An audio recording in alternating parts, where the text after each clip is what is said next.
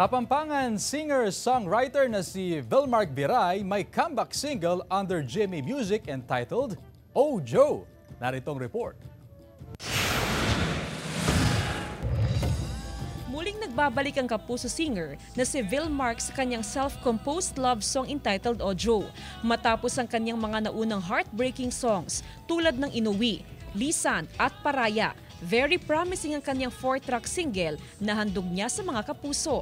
Si Vilmark na isang proud Kapampangan, singer-songwriter, ay sumusulat ng mga kanta base sa kanyang personal experiences. And kapag may extra time, I tend to, write songs para at least, kasi kapag nakakaisip ako ng mga lyrics or sudden sounds, kagad ko silang sinusulat.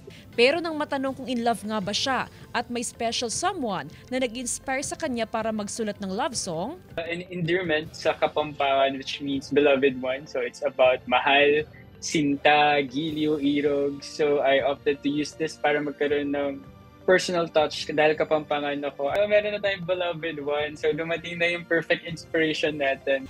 At syempre, hindi rin nagpahuli si Vilmark na nagpasample pa ng ilang linya mula sa kanyang kanta. Ikaw na nga ang pinangarap ko, kahulugan, binigay sa aking puso.